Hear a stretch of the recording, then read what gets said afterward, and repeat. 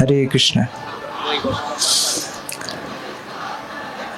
आज हम सब एकत्र हुए हैं श्री श्री जगन्नाथ बलदेव सुभद्रा महारानी की पहली वर्षगांठ है।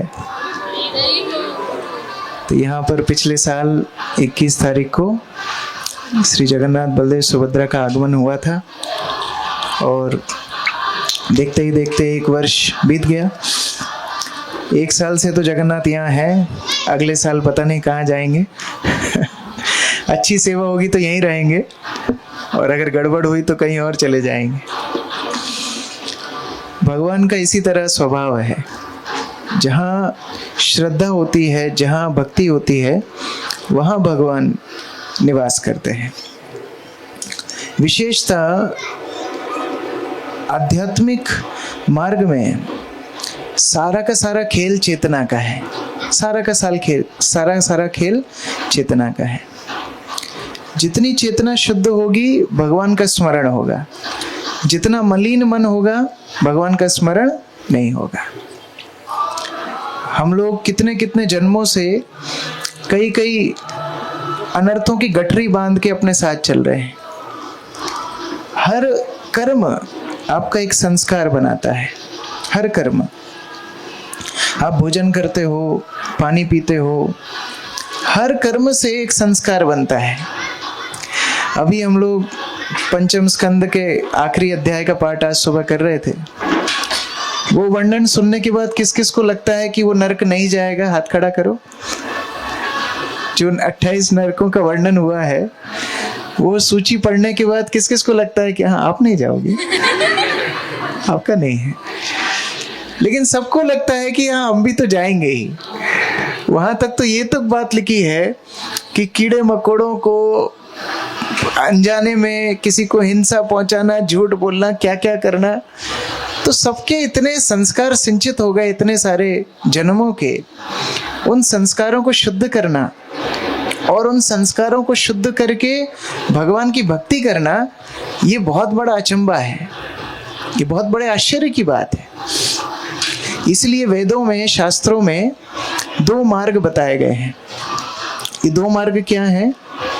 एक है प्रवृत्ति मार्ग, एक है निवृत्ति मार्ग।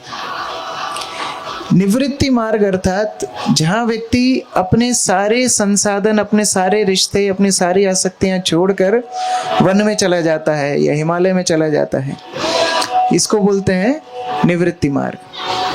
और क्यों जाता है निवृत्ति मार्ग, क्यों अपनाता है? क्योंकि ऐसा म्यूजिक वहां पर नहीं होता है। आप जब समाज के बीच में रहोगे तो कृष्ण चेतना, कृष्ण भक्ति करना इतना आसान नहीं है। जो ब्रजवास करते थे पहले, अभी तो खैर वृंदावन भी इतना भीड़ भाड़ हो गई है। पहले जो ब्रजवास करने जाते थे, एकांत में भगवान की सेवा करते, भजन करते, नाम जप करते, उनका जो भगवान के प्रति आसक्ति का निर्माण होता है, वो हम संसारी लोगों का यहाँ रह करके नहीं होता है। तो निवृत्ति मार्ग वास्तव में साधु संत अपनाते थे, जहाँ वो लोग वेशभूषा सरल रखते, भोजन सरल रखते, अपना जीवन शैली बड़ी सरल रखते थे। देखो, जहाँ संबंध होंगे वहाँ समस्याएं भी होंगी, वहाँ आसक्ति होगी, खटपट भी होगी, ये सारी वस्तुओं में हम उलझते चले जाते हैं। लेकिन वैष्णवता क्या है? वैष्णवता सरलता है। जितना सरल जीवन होगा उतनी वैष्णवता होगी, उतनी आसक्तियों से हम बाहर निकल पाएंगे। जैसे कई बार हम लोग इस तरह के कार्यक्रम में जब जाते हैं तो जो बहुत महंगे कपड़े पहन करके आते हैं उनको नीचे बैठने में संकोच होता है, उनको लगता है मेरे कपड़े खराब हो जाएंगे। जो बहुत महंगी चप्पल पहन करके आते हैं उनको चप्पल उतारने में संकोच होता है। तो ये सब क्यों होता है? जितना ज्यादा आपका जीवन जटिल होगा उतना ज्यादा कृष्ण को आप स्मरण नहीं कर पाओगे। इसलिए जीवन सरल होना चाहिए। और निवृत्ति मार्ग का मुख्य प्रयोजन ही यही है कि जीवन कैसे न कैसे सरल हो जाए और ऐसा जीवन हो कि कोई भी आसक्ति प्रभाव ना करे, कोई भी प्रलोभन प्रभाव ना करे और हम धीरे धीरे धीरे भगवान के नजदीक जा सके। लेकिन हम में से अभी प्रवृत्ति मार्ग में वास्तव में कोई नहीं है, हम संसार के बीच में रहते हैं। तो दूसरा मार्ग बताया गया है, वो मार्ग है प्रवृत्ति मार्ग।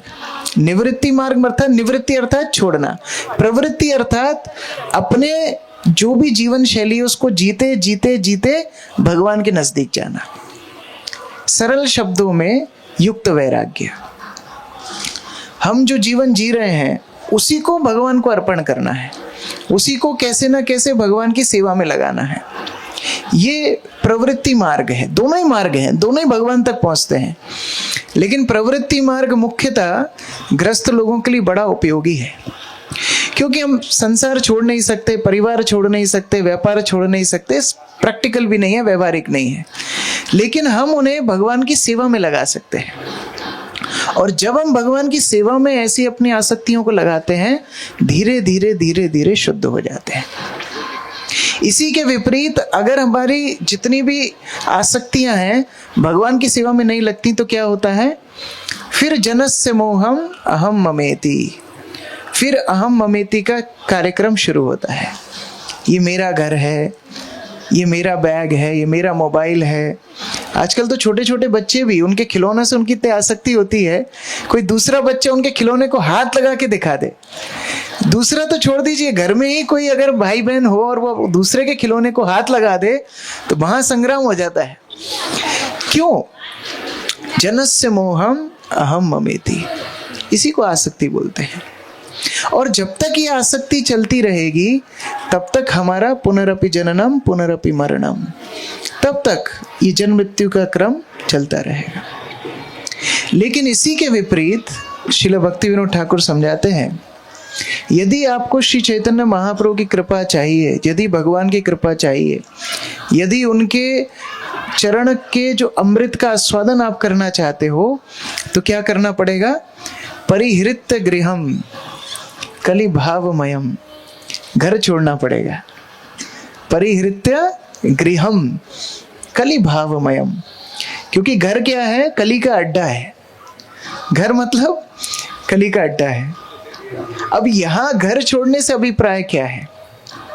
घर छोड़ने से अभिप्राय है जो पकड़ के रखने की प्रवृत्ति है, जो एकदम हम बोलते हैं ग्रास अर्थात भोग करने की आसक्ति जो है, उसको छोड़ना गृह आसक्ति छोड़ने का मतलब है। जैसे धृतराष्ट्र के बारे में हम कई बार सुनते हैं, वो रात में सोता था ना, तो उसका जो मुकुट था उसको गले से लगा के सोता था, कहीं रात में कोई छीन ना ले। इतनी आसक्ति थी उसको अपने राष्ट्र से, इसलिए नाम है धृतराष्ट्र, जो अपने राष्ट्र को पकड़ के रखा है। तो हम भी धृतराष्ट्र हैं, हम अपनी अपनी आसक्तियों को पकड़ के रखे हैं।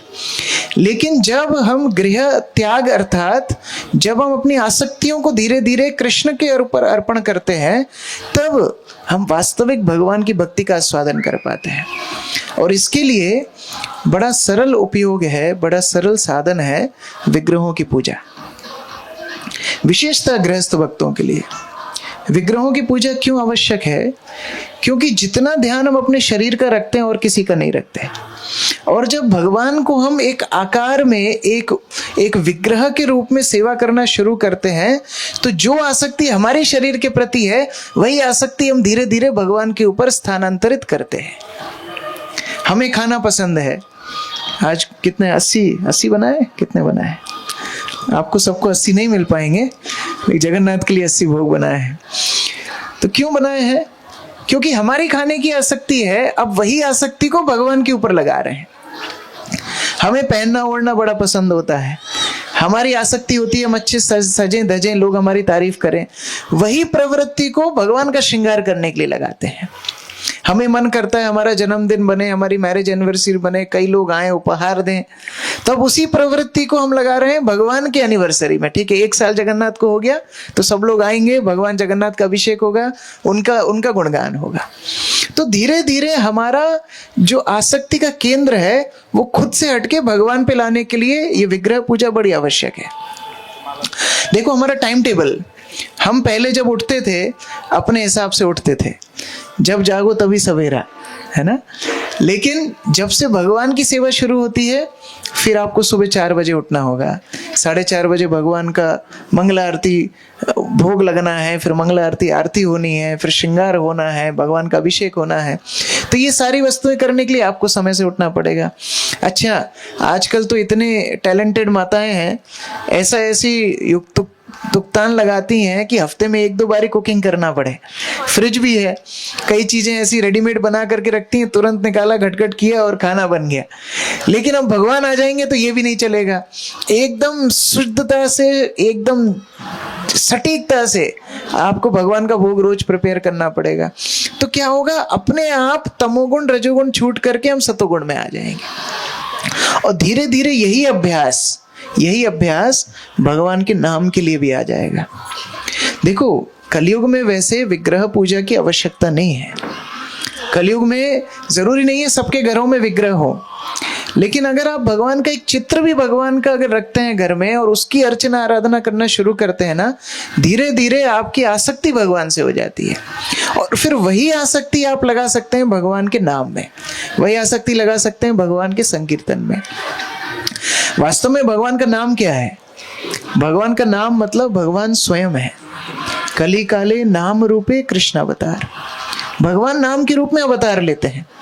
तो जब हम भगवान का नाम लेते हैं, हरे कृष्णा कृष्ण कृष्ण हरे हरे, हरे राम राम राम हरे हरे, जैसे ही हम भगवान का नाम लेते हैं तो क्या होता है, भगवान हमारे सामने उपस्थित हो जाते हैं, हमें अपनी संगति देने के लिए प्रकट हो जाते हैं।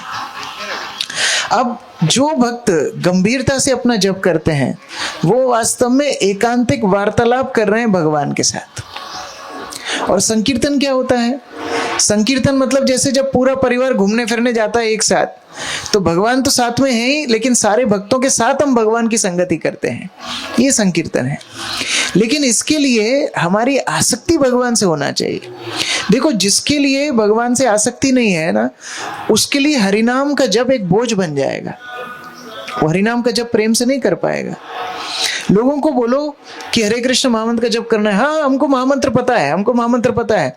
अभी 4 दिन पहले ही हमारे मंदिर के बाहर एक ऐसा ही बाजा वाला आया था, और उसको भक्तों ने बोला, अरे तू बाजा बजा रहा है, तू हरे कृष्ण महामंत्र गा।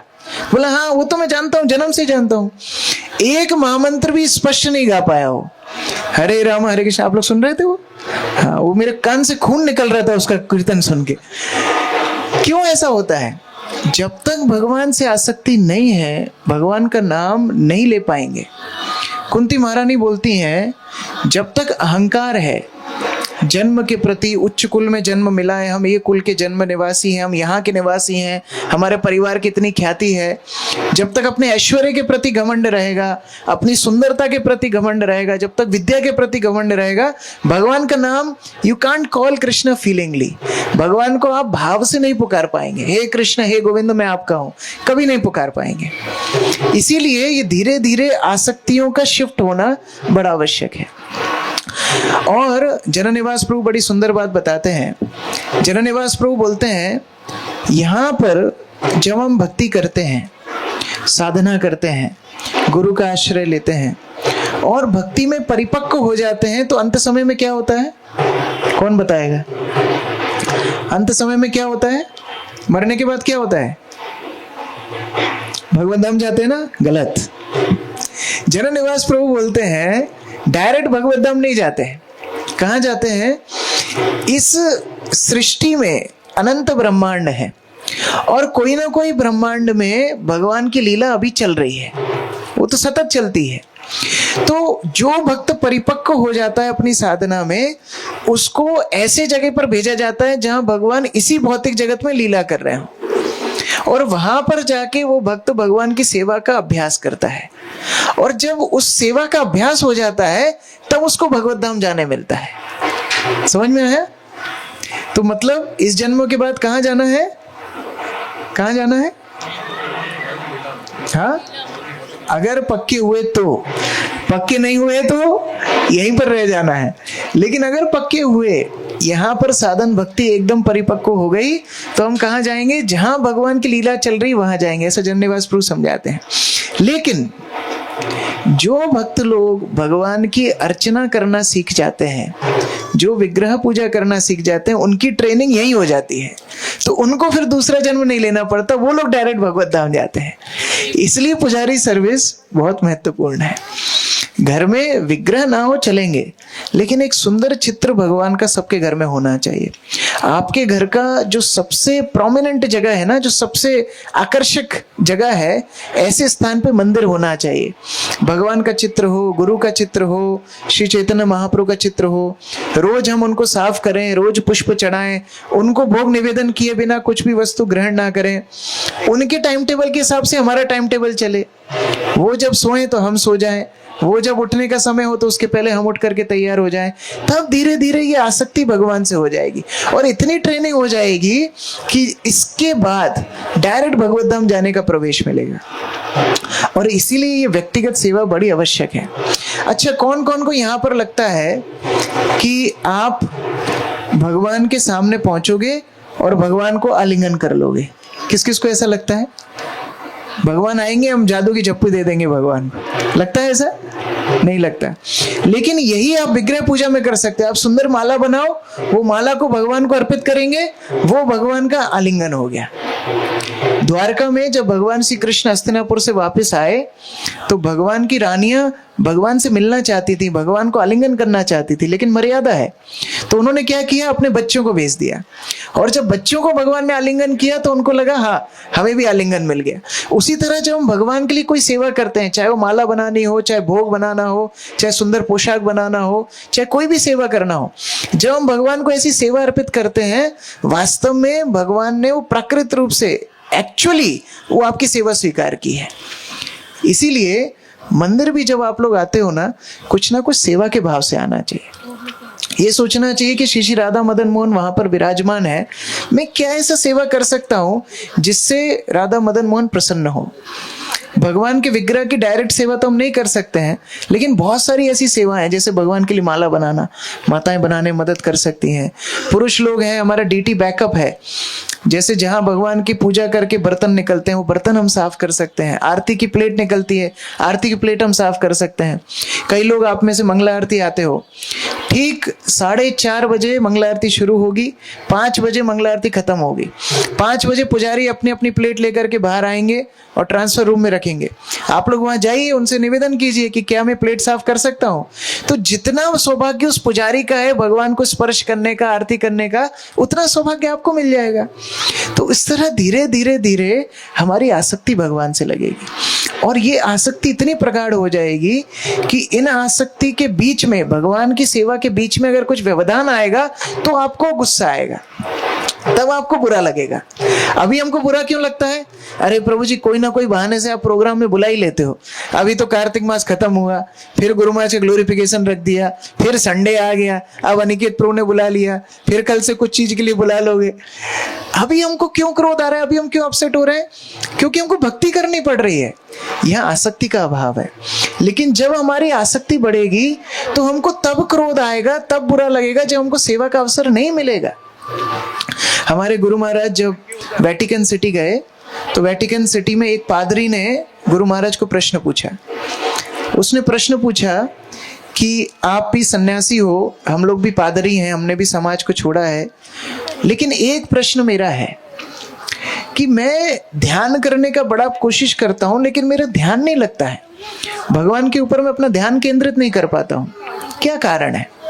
तो गुरु महाराज ने पूछा, अच्छा आपके घर में कौन कौन है? तो उस पादरी ने बोला, मैंने जब घर छोड़ा उसके पहले मेरे बच्चे थे, उनके नाती पोते थे, सब थे।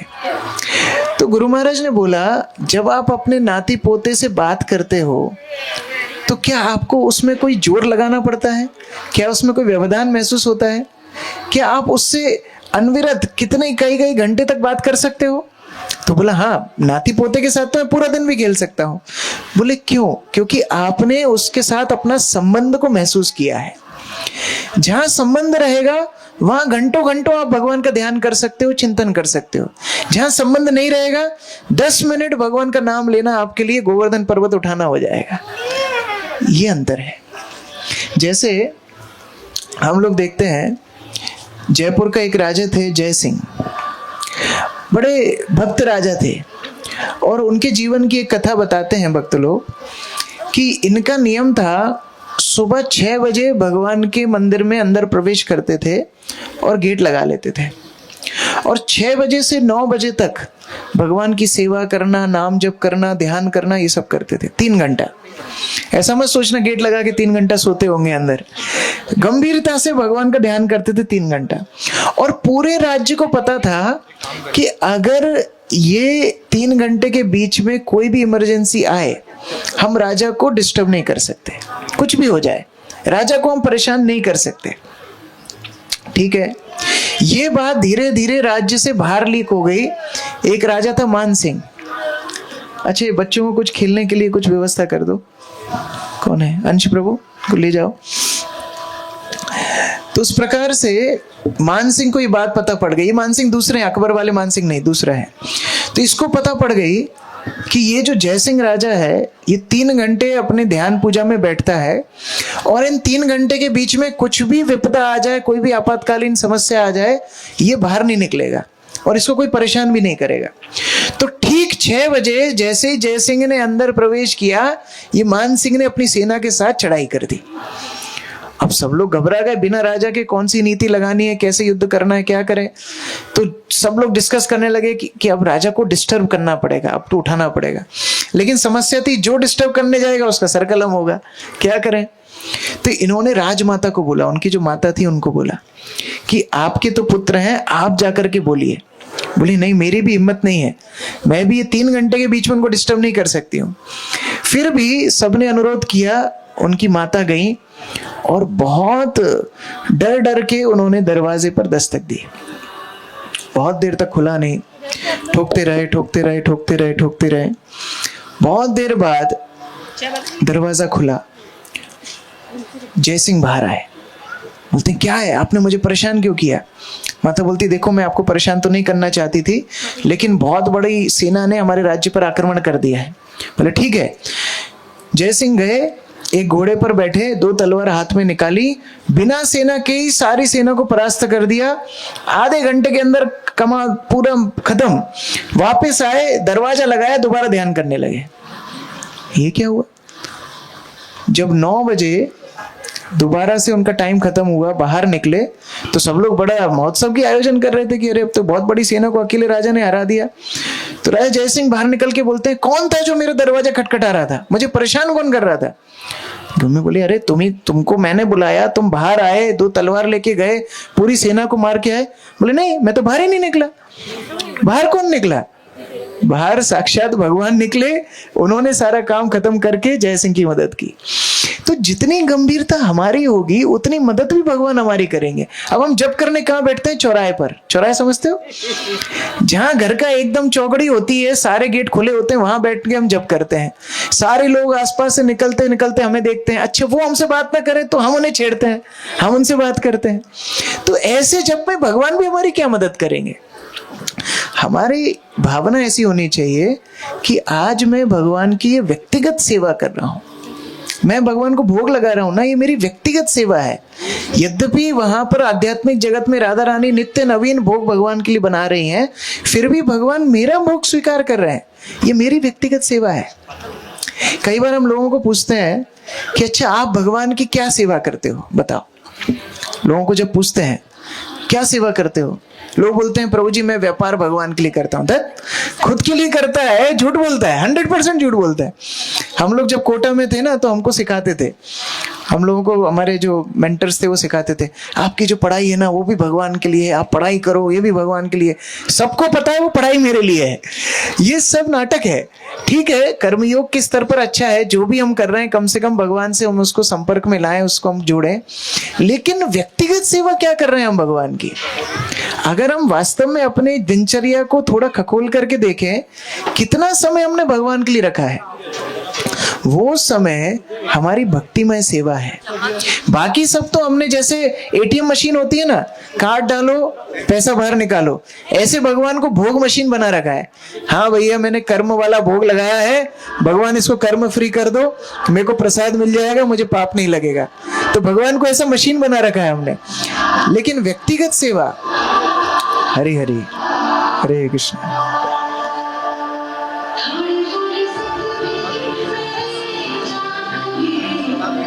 हरे कृष्ण। सुनाई दे रही है मेरी आवाज? और तेज चिल्लाऊं? हरे कृष्ण कृष्ण कृष्ण हरे हरे, हरे राम राम राम हरे हरे। तो ये प्रश्न हमें अपने आप से पूछना चाहिए कि मेरी व्यक्तिगत सेवा भगवान के लिए क्या हो रही है। आज मैं कितना समय अपनी दिनचर्या से निकालता हूँ और भगवान को आराधना करता हूँ, स्मरण करता हूँ, नाम जप करता हूँ। ये चेतना अगर हमारे अंदर आ जाए तो वास्तव में हम भक्ति के एक एक सीढ़ी आगे बढ़ते जा रहे हैं। ये पूरा प्रयोजन है भक्ति का। साधना का प्रयोजन यही है कि धीरे धीरे हमारी आसक्ति भगवान के चरणों में लगती जाए।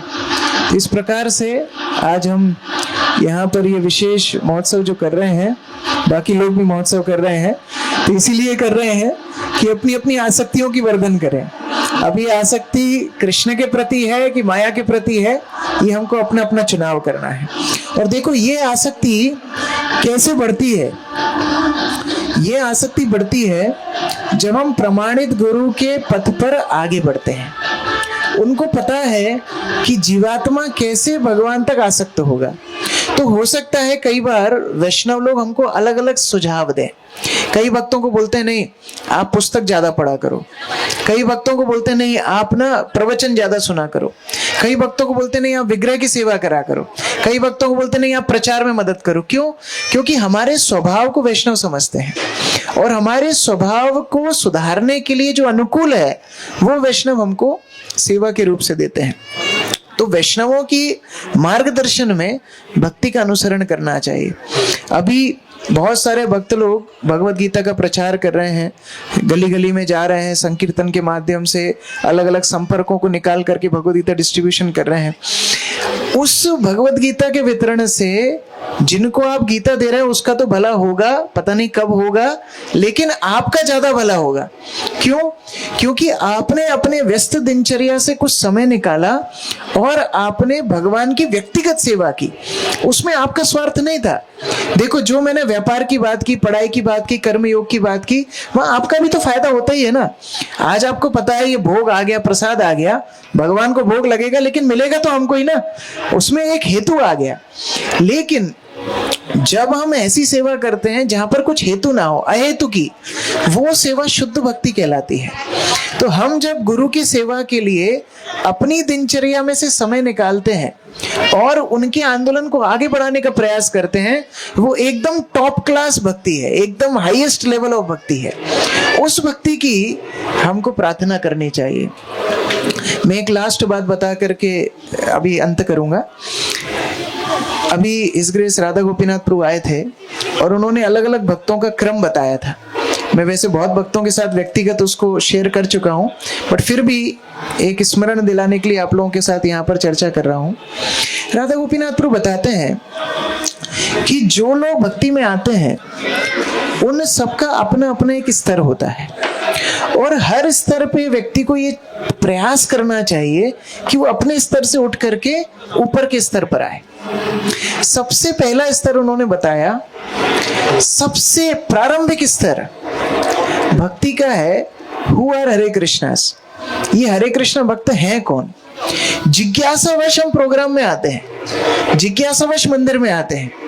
जैसे उस दिन देवकीलाल प्रभु भी बता रहे थे अपने संस्मरण में, बड़ा सा मंदिर खुला, इतनी सारी लाइट लगी, रानी मुखर्जी भी आई, तो चलो देखने के लिए जाते हैं कि होता क्या है। उस प्रलोभन में आ गए और उस प्रलोभन में आकर के धीरे धीरे भक्ति से जुड़ गए। तो ये एकदम प्रलोभन पहला स्टेज है। कौन सा स्टेज है? क्या बोला मैंने? हाँ क्या बोला? जोर से बोलो। हु आर हरे कृष्णा, ये पहला स्तर है।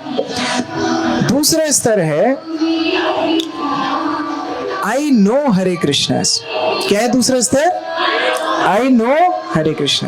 अब मुझे पता पड़ गया, हाँ ये लोग भक्ति करते हैं, हरे कृष्ण महामंत्र का जप करते हैं, इनके पास कोई भी क्वेश्चन लेकर के जाओ ये एक ही बात बोलने वाले हैं कि हरे कृष्ण करो, बस ये पता है हमको। इनकी दिनचर्या क्या होती है, इनका खान पान क्या होता है, सब पता पड़ गया। हाँ अच्छे लोग हैं, आई नो हरे कृष्ण। ये दूसरा स्तर है। तो कई लोग आकर के बताते हैं ना, हाँ हम महानंदा से आते हैं, हम तो जब मंदिर खुला था तब से आते हैं, हमने आपके गुरु महाराज को 2500 बार देखा है, और हम तो यहाँ भी थे और वहां भी थे, आई नो हरे कृष्ण। तो ये वो वाला स्तर है। इसके बाद का स्तर होता है, इसके बाद का स्तर क्या होता है, आई लाइक हरे कृष्ण। क्या बोला? आई लाइक हरे कृष्ण। मतलब धीरे धीरे धीरे अब भक्तों से आसक्ति होने लगती है कि हाँ ये अच्छे लोग हैं, इनकी मदद करनी चाहिए। तो कोई अपनी गाड़ी दे देता है, कोई थोड़ा सा डोनेशन दे देता है, कभी कभी संडे प्रोग्राम में आ जाता है, एक ठुमका लगा के जाता है, थोड़ा प्रसाद खा के जाता है, धीरे धीरे धीरे भक्ति में आगे बढ़ने का प्रयास करता है। आई लाइक हरे कृष्णा, है ना। ये रेगुलर भक्त नहीं है, लेकिन ये कभी कभी दिवाली, होली, संक्रांति पे भक्ति उसकी जागृत होती है, तब आता है आई लाइक हरे कृष्णा। पहला स्तर क्या बताया था? जोर से बोलो, हु आर हरे कृष्णा। दूसरा आई नो हरे कृष्णा। तीसरा आई लाइक हरे कृष्णा। चौथा स्तर बताया प्रभु जी ने, आई एम हरे कृष्णा। अब चौथा स्तर होता है, मैं अभी भक्त बनना चाहता हूं, मुझे भक्त पसंद है लेकिन अब मैं भक्त बनना चाहता हूं। जैसे हमारी मम्मी बोलती थी, भगत सिंह अच्छा है लेकिन दूसरे के घर में, मेरे घर में नहीं, मुझे नहीं बनना, तुम लोग सब अच्छी भक्ति कर रहे हो, ये एक स्तर है। लेकिन आई एम हरे कृष्णा का क्या मतलब है? अब मैं भी भक्ति करना चाहता हूँ। प्रभु जी मुझे ही बताइए माला कैसे करना है, मुझे ही बताइए घर में ऑल्टर कैसे सजाते हैं, मुझे भी बताइए कि गुरु का आश्रय कैसे लेना है, मुझे भी भगवत गीता बांटने जाना है, इतने अच्छे वितरण चल रहा है, मैं भी प्रयास करना चाहता हूँ। आई एम हरे कृष्णा, ये स्तर आता है। इसके ऊपर भी एक स्तर है। आई एम हरे कृष्णा में क्या है, मैं तो भक्ति करूंगा लेकिन छुप छुप के, ना पड़ोसी को पता पड़ना चाहिए, ना मेरे दोस्तों को। घर से बाहर निकलते तिलक मिटा दूंगा, जब प्रोग्राम में जाऊंगा धोती मंदिर में ही पहन लूंगा, और वहीं की वहीं तेरा तुझको अर्पण क्या लागे मेरा, दूसरों को पता नहीं पड़ना चाहिए। नहीं लोग मजाक उड़ाएंगे, उसको कैसे संभालूंगा, मेरे परिवार वाले उलाना देंगे, उसको कैसे संभालूंगा, वो नहीं संभलेगा मुझसे। मैं भक्ति कर रहा हूं ना प्रभु जी, बहुत है, बस दूसरों को पता नहीं पड़ना चाहिए। और फिर भगवान और हमारे बीच की बात है, दूसरों को बताना भी क्यों है? ऐसे तर्क जो लोग करते हैं वो उसी स्तर पे। आई एम हरे कृष्ण। अगला स्तर है माई लाइफ इज हरे कृष्ण। ये अभी और आगे बढ़ गया, भाई मेरा जीवन कृष्ण के लिए है, अभी जो अनुकूल हो मुझसे संबंध रखो, जो अनुकूल नहीं है बाहर में जाओ। ये एक स्तर और आगे बढ़ गया, my life is Hare Krishna. अभी मेरा जीवन पूरा ढाल लिया है मैंने भगवान के अनुरूप। मैं उसी रिश्तेदार के घर में जाऊंगा जो रिश्तेदार मुझे भगवान का भोग लगा करके खिलाएगा, नहीं तो मुझे खाना नहीं है, मैं मिलके वापस आ जाऊंगा। मेरा संबंध उन्हीं लोगों से होगा जो मेरी भक्ति में अनुकूल हो। अगर ऐसे लोग आए जो हमारी श्रद्धा का खंडन करें, ऐसे लोग आए जो हमारी भक्ति में व्यवधान डालें, ऐसे लोगों की संगति में नहीं करूंगा। असत संग छाड़ी यही वैष्णव आचार। ये स्तर हो गया my life is Hare Krishna. तो लोग भी जानने लगते हैं कि हाँ ये परिवार भक्त परिवार है, ये व्यक्ति भक्त है, इसके सामने आलतू फालतू बात नहीं करना, इसके सामने किसी भी प्रकार के चार जो पाप कर्म है जो इस्कॉन में वर्जित है उसका उल्लेख ही नहीं करना। और ये लोग आपके पास आएंगे श्रवण करने के लिए, ये लोग आपके पास आएंगे भगवान के बारे में जानने के लिए। अच्छा, लोगों को पता होता है कब किसके पास जाना है, पूरा जीवन आपको नहीं पकड़ेंगे, फिर कोई समस्या में पड़ जाएंगे ना आपको फोन लगाएंगे, अरे आप तो हरे कृष्णा वाले हो, कुछ बताओ हमारे जीवन में इतने संकट पड़ रहे हैं, फिर आप उनको प्रचार कर सकते हो। तो क्या स्तर हुआ? माई लाइफ इज हरे कृष्ण। पहला क्या था? हु आर हरे कृष्ण। दूसरा आई नो हरे कृष्ण। तीसरा आई लाइक हरे कृष्ण। चौथा आई एम हरे कृष्ण। पांचवा माई लाइफ इज हरे कृष्ण। इसके ऊपर भी एक है, प्रभु जी बोलते हैं सबसे उत्कृष्ट है my mission is Hare Krishna. My mission is Hare Krishna मतलब मैं तो भक्ति करूंगा ही करूंगा, दूसरे को भी नहीं छोड़ूंगा, सबको भक्ति कराऊंगा। अब मेरे जीवन का उद्देश्य ही है कृष्ण भक्ति का प्रचार करना, और ये भक्त भगवान को सबसे ज्यादा प्रिय है। भगवान गीता में क्या बोले 18वें अध्याय में, जो मेरी भगवत गीता का प्रचार करता है, जो मेरे भक्तों को भगवत गीता का ज्ञान देता है, मुझे सबसे प्रिय है। तो जो व्यक्ति इस स्तर पे आ जाता है ना, my mission is Hare Krishna, वो व्यक्ति अब एकदम परिपक्वता में आ गया है भगवान की सेवा करने के लिए। वो स्तर तक हमको पहुंचना है। देखो, नरम गरम रहना है तो वो भक्ति की पराकाष्ठा नहीं है। हम आए हैं, समय दे रहे हैं, रोज माला घिस रहे हैं, बीट में फट गए हमारे, हम किस लिए कर रहे हैं ये सब? अगर शुद्ध भक्त नहीं बनना है तो हम अपना समय क्यों व्यर्थ कर रहे हैं? सभी लोग, आप लोग में से कितने लोग हैं आपने भागवतम सेट खरीद लिया, चैतन्य चरितामृत सेट खरीद लिया? किसके लिए खरीदा है?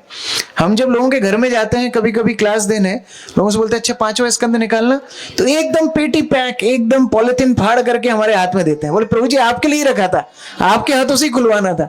अरे नहीं, आप समय क्यों व्यर्थ कर रहे हो? हमारा उद्देश्य होना चाहिए शुद्ध भक्ति, और इस जीवन में ही शुद्ध भक्त बनना है, ये विचार होना चाहिए। ना तो हम अपने आप को धोखा दें, ना अपने गुरुजनों को धोखा दें। इसीलिए धीरे धीरे ये जो क्रम है ना कि मुझे भक्त अच्छे लगते हैं, हाँ मैं भी भक्ति करता हूँ, थोड़ी थोड़ी करता हूँ प्रभु जी, इस स्तर से उठ करके ऐसे स्तर पे आना है कि जहाँ हमारे जीवन का उद्देश्य कृष्ण भावनामृत बन जाए। तब फिर समय का विचार नहीं रहेगा। जिस दिन प्रोग्राम नहीं होगा ना, उस दिन आपको खुजली महसूस लगेगी कि आज कुछ है क्यों नहीं, आज मैसेज क्यों नहीं आया, प्रभु जी का फोन क्यों नहीं आया। ये उत्सुकता होनी चाहिए। मैं आज भगवत गीता बांटने नहीं जा पाया, आज मैंने किसी को भक्त नहीं बनाया, प्रचार नहीं किया। आपके सामने से असंख्य जीव निकल रहे हैं, अपने जीवन में परेशान है, आपके पास कृष्ण भक्ति है, आप उनको नहीं दे रहे हो, ये भक्त कर ही नहीं सकता है। भक्त दूसरों के दुख को देख करके दुखी हो जाता है। तो इसीलिए ये स्तर तक हमको पहुंचना है। क्या? My mission is Hare Krishna. और इसीलिए जब श्रील प्रभुपाद ने इस्कॉन की संस्थापना की, 26 सेकंड एवेन्यू में, जो अमेरिका में एक छोटी सी, मतलब ये मान लीजिए जो काउंटर लगा है, इतनी बड़ी दुकान है अमेरिका में, न्यूयॉर्क शहर में, 26 सेकंड एवेन्यू, और इतनी सी जगह में कुछ युवकों ने प्रभुपाद को रहने के लिए जगह दी। प्रभुपाद सुबह सुबह क्लास देते थे, शाम को कीर्तन करते थे, और उस प्रवचन और कीर्तन को अटेंड करने के लिए रैंडम लोग आते थे। मतलब जैसे दुकान में कोई देख करके आके बैठ गया, कोई उठ करके चला गया बीच में से, ऐसे कार्यक्रम चलते थे। उनमें से जब 10-11 लोग हो गए ना, जो कभी कभी रेगुलर दिखने लगे, प्रभुपाद उनके चेहरे पहचानने लगे, तब प्रभुपाद ने इस्कॉन की संरचना कर दी और लॉयर को बुलाया, और प्रभुपाद ने बोला कि हमारी सोसाइटी का हम नाम रखना चाहते हैं international society for Krishna consciousness. वो लॉयर ने ऊपर से नीचे तक प्रभुपाद को देखा। इंटरनेशनल सोसाइटी, ये जो बावरी इलाका है, इस इलाके में भी आपको सब लोग नहीं जानते। न्यूयॉर्क शहर तो बहुत बड़ी बात है, और आप नाम क्या रख रहे हो? International society. और जो 10-11 लोग बैठे थे ना, उनको तो कुछ समझ सूझ ही नहीं पड़ रही थी क्या चल रहा है। चलो प्रभुपाद ने नाम लिख दिया, सारे डॉक्यूमेंट। फिर वो लॉयर बोलता है अच्छा आपकी संस्था के मेंबर कौन कौन है, ट्रस्टी कौन कौन बनेंगे, साइन करवाने। प्रभुपाद ये लोग बैठे हैं ना 10-11, इनसे साइन करा लो। आप कल्पना करो क्या दृष्टिकोण होगा। प्रभुपाद चाहते थे पहले दिन जिसने पैर रखा है ना इस्कॉन मंदिर में, वो ही अपने जीवन में कृष्ण को इतना अपना ले कि उसको कृष्ण के अलावा और कोई चिंतन ना रहे। ये प्रभुपाद का उद्देश्य था। 10-11 लोग जो युवक हैं, घर छोड़ दिया, हिप्पी आंदोलन के कई कुछ लोग थे, हिप्पी आंदोलन से थे, कुछ लोग नहीं थे, उनको लेकर के प्रभुपाद क्या अपेक्षा कर रहे हैं कि इंटरनेशनल सोसाइटी बनाऊंगा, इन लोगों को पूरे देश देश भेजूंगा, ये लोग अलग अलग जगह मंदिर खोलेंगे। तो पहले दिन से प्रभुपाद की अपेक्षा इस्कॉन भक्तों से क्या है? क्या स्पष्ट नहीं है? क्या स्पष्ट नहीं है? क्या प्रभुपाद चाहते थे हम लोग बस आराम से अपनी भक्ति करें, पंछी बनूं, उड़ता फिरूं मस्त गगन में? क्या प्रभुपाद चाहते थे ऐसा? कभी नहीं चाहते थे। प्रभुपाद का एकमात्र उद्देश्य था कि मुझसे जो लोग जुड़े वो लोग गंभीर हो, मुझसे जो लोग जुड़े वो अपनी भक्ति गंभीरता से करें और दूसरों को भक्ति पहुंचाने के लिए प्रयत्नशील हो। ये प्रभुपाद का आंदोलन था। ये प्रवचन प्रभुपाद जब 1966 में दे रहे थे, तब भक्तों को बोल रहे थे कि आप एक एक जन जाओ, अलग अलग जगह केंद्र खोलो। अब आप कल्पना करो, आज श्रील प्रभुपाद खुद एक विमान से आए और विमान से आकर के इस्कॉन उज्जैन में प्रवेश करें, और इस्कॉन उज्जैन में प्रभुपाद देखें कि इतने सारे भक्त हैं, सैकड़ों लोग हैं जो जप कर रहे हैं, इतने सारे ब्रह्मचारी हैं, इतने सारे ग्रस्त हैं, इतने सारे दीक्षित भक्त हैं। इनको देख करके प्रभुपाद क्या प्लानिंग करेंगे, सोचो आप। जब वहां 26 सेकेंड एवेन्यू में 10-11 आने जाने आयाराम गयाराम लोगों को लेकर के प्रभुपाद ने इस्कॉन शुरू कर दिया। आज की तारीख में यदि प्रभुपाद इस्कॉन उज्जैन में आते हैं तो वो अपने से क्या अपेक्षा करेंगे, ये विचार हमको करना चाहिए। तो ये मत सोचो कि हम ग्रस्त हैं, त्रस्त हैं, मस्त हैं, अपनी जिंदगी चल रही है, प्रभु जी कोई हमको परेशान मत करो। नहीं, प्रभुपाद के आंदोलन से आप जुड़े हैं, मतलब अब अपने जीवन का उद्देश्य कृष्ण भावनामृत को हमको बनाना है। और उस उद्देश्य के साथ जितना समय आप निकालोगे ना, भगवान आपको और समय देंगे। ये कभी मत सोचना कि मेरी लाइफ में तो हो ही नहीं पाएगा। नहीं, आप आधा घंटा देना शुरू करो प्रभुपाद के आंदोलन में, कृष्ण आपको 1 घंटा देंगे। आप 1 घंटा देना शुरू करोगे, 2 घंटे देंगे। आप 2 घंटा देना शुरू करोगे, कैसे भगवान आपकी दिनचर्या सेट कर देंगे। आप पूरा समय भगवान के लिए प्रचार में लगा सकते हो, लेकिन ये इच्छा होनी चाहिए।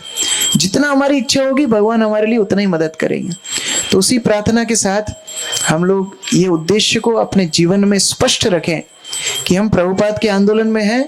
प्रभुपाद से हमारी क्या अपेक्षा थी, प्रभुपाद हमारे लिए क्या चाहते थे, और श्रील प्रभुपाद जिस तरह हमारी प्रचार कार्य को आगे बढ़ाने में मदद की अपेक्षा कर रहे हैं, वो मदद क्या मैं दे पा रहा हूं कि नहीं, ये हमें सोचना चाहिए। नहीं तो फिर हम कैसे इस्कॉन के भक्त हैं, हम कैसे प्रभुपाद के अनुयायी हैं। श्री चैतन्य महाप्रभु ने जब अवतार लिया, श्री चैतन्य महाप्रभु किस लिए आए थे, कृष्ण भक्ति का प्रचार करने। श्री चैतन्य महाप्रभु को महावदन्य अवतार बोलते हैं। श्री चैतन्य महाप्रभु राधा कृष्ण का सम्मिलित अवतार है, ये सब जानते हैं ना, पक्का, ठीक है। चैतन्य महाप्रभु की लीला में बलराम कौन बनकर के आए, बलराम कौन बन के आए, नित्यानंद प्रभु। बलराम की अगर आप लीला देखोगे भागवत में, इतना हम लोग बोलते हैं अमिताभ बच्चन को एंग्री यंग मैन, वो क्या एंग्री यंग मैन होगा, बलराम थे एंग्री यंग मैन। यमुना को बुलाया, यमुना पास में नहीं, हल से पूरी यमुना खींच ली, हस्तिनापुर ही डूबने लगा। यमुना बोलती नहीं नहीं नहीं, आप जो सेवा करना हम करते हैं। हस्तिनापुर नगरी को यमुना में खींचने लगे। यहां हम देखते हैं रोमहर्षण प्रवचन दे रहा है, बलराम आए, रोमहर्षण खड़ा नहीं हुआ, एक तिनके का स्पर्श किया, रोमहर्षण की वहीं पर मृत्यु हो गई। 88,000 सारे साधु देखते रह गए, ये हुआ क्या। इतने क्रोध वाले बलराम जब चैतन्य महाप्रभु के आंदोलन में प्रवेश करते हैं, नित्यानंद प्रभु बन जाते हैं। और इतना उन्होंने स्वभाव को अपना लिया, चैतन्य महाप्रभु के इतना स्वभाव को अपना लिया कि अब जगाई मदाई उनको अपशब्द बोल रहे हैं। मदाई ने उठा करके मदिरा पान करने का भांड उनके सिर पे फोड़ दिया।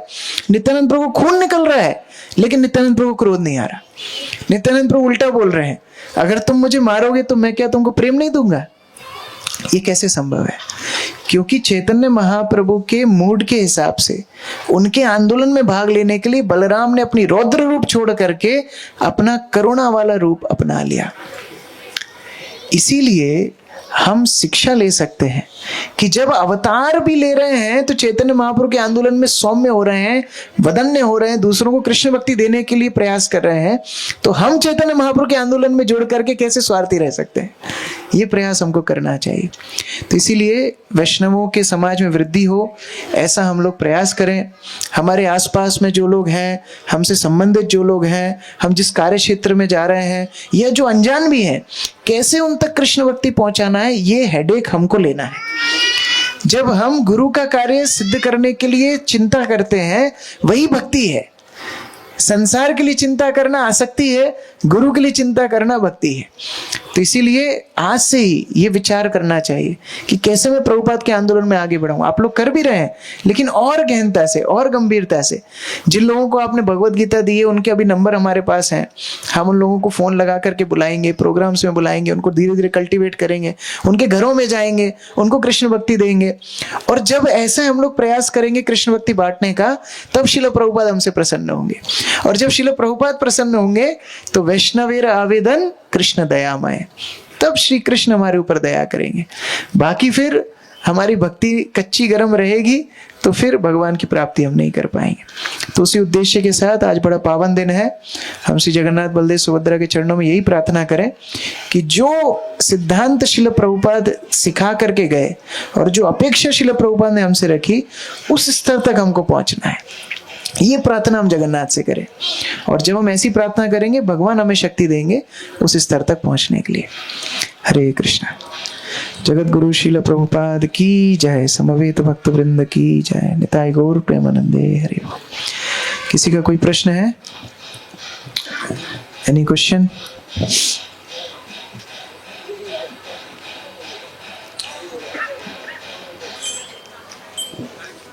आपके लिए म्यूजिक बंद किया, जल्दी बोलो।